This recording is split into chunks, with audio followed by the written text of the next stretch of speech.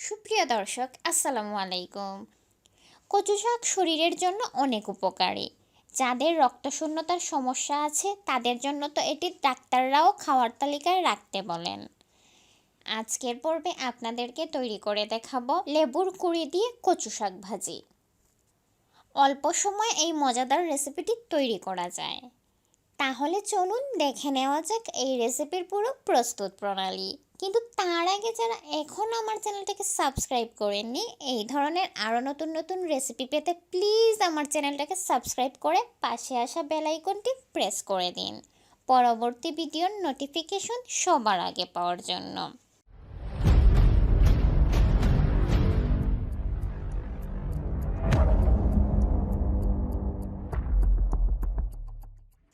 তাহলে চলুন দেখে নেওয়া যাক কীভাবে এটা তৈরি করতে হয়।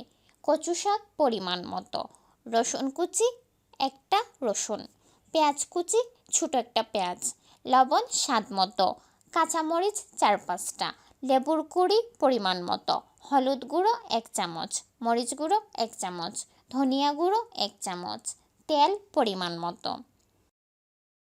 প্রথমে চুলায় একটি কড়াই বসিয়ে দিলাম। কড়াই বসিয়ে তেল দিয়ে তেল গরম না হওয়া পর্যন্ত অপেক্ষা করতে হবে। তেল গরম হয়ে এলে এর মধ্যে রসুন কুচি দিয়ে লাল করে ভেজে নিব। রসুন কুচি লাল হয়ে এলে পরে কড়াইয়ে পেঁয়াজ কুচি দিব। এরপরে হলুদ গুঁড়ো, মরিচ গুঁড়ো, ধনিয়া গুঁড়ো আর লবণ দিয়ে কিছুক্ষণ নেড়ে নিব। এরপরে এই মশলাটার মাঝে কচু শাকগুলো ঢেলে দিব। কচু শাকগুলো দেওয়ার পর সিদ্ধ হওয়ার জন্য কড়াইটা ঢাকনা দিয়ে ঢেকে দিব।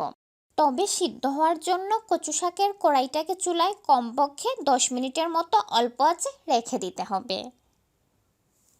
সিদ্ধ হয়ে এলে কাঁচামরিচ আর লেবুর কুঁড়ি কুচি দিয়ে দিলাম। যখন মাখা মাখা হয়ে যাবে চুলা থেকে নামিয়ে নিব। নামিয়ে গরম গরম পরিবেশন করব। এবার আসি কুইজের পালায়।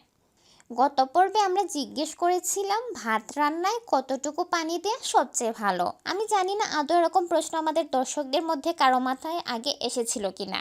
সাধারণত 1 কাপ চালে 2 কাপ পানি লাগে, অর্থাৎ পানি দিতে হবে চালের দ্বিগুণ।